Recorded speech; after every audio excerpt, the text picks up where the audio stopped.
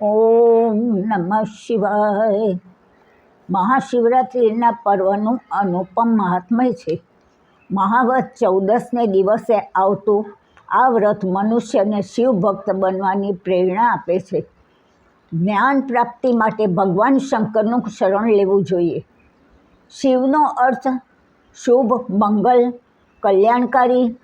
શિવ બધી કલાના સ્વામી છે. સંગીતનો જન્મ શિવના ડમરૂથી થયો છે. સંસ્કૃત ભાષા શિવના ડમરૂથી જન્મી છે. શિવ અનાદિને અનંત છે.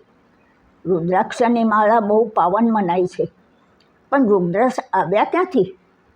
ગંગા સ્વરૂપ શિવની આંખોમાંથી ટપકેલા આંસુ જે રુદ્રાક્ષ કહેવાય છે. લંકા ઓરિજિનલ રાવણની નહીં પણ શિવની હતી. શિવે પાર્વતી માટે સોનાનો મહેલ બનાવ્યો હતો.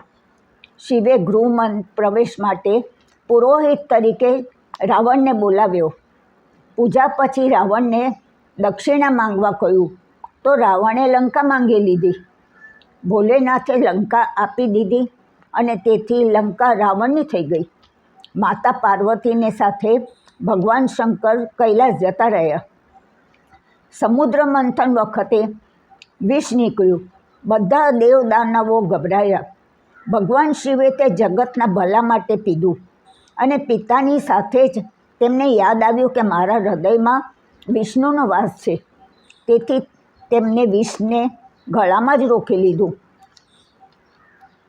એક વખત વિષ્ણુ ભગવાન અને બ્રહ્મા વચ્ચે વાદ વિવાદ થયો.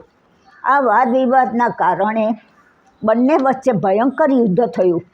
જ્યારે યુદ્ધ થતું હતું ત્યારે જગતનું હિત કરવા અને બ્રહ્મા અને વિષ્ણુનું અભિમાન દૂર કરવા ભગવાન શિવને બંનેની વચ્ચે સ્તંભ રૂપે પ્રગટ થયા. એમાંથી ચારે તરફથી કિરણો નીકળતા હતા. મહાદેવજી પ્રગટ થયા અને બંનેને કહ્યું કે આ સ્તંભનો છેડો ગોતી આવો. બ્રહ્માએ હંસનું રૂપ લીધું અને ઉપર તરફ ગયા. વિષ્ણુએ વરાહનું રૂપ લીધું અને તે પાતાળ તરફ ગયા.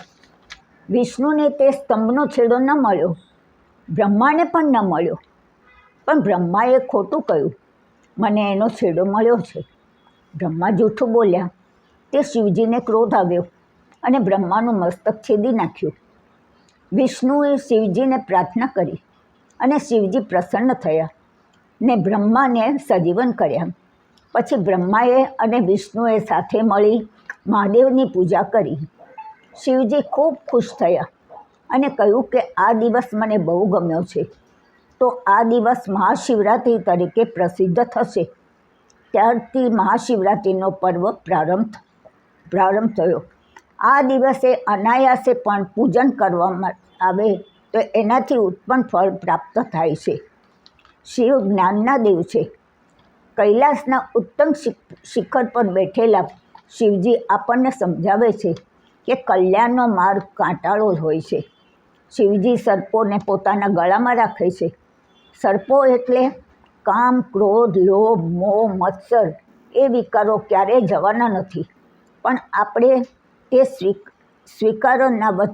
વિકારોના વચ્ચેથી આગળ વધવાનું છે. કલ્યાણનું કામ કરવા ઈચ્છતા માનવે કડવા ઘૂંટડા પચાવવાની હિંમત રાખવી જોઈએ. કૂર્મ એ ઇન્દ્રિય નિગ્રહ અને સંયમનું પ્રતીક છે. જેના મસ્તકમાંથી જ્ઞાનની ગંગા વહે છે એવા શિવજીને અનંત નમસ્કાર.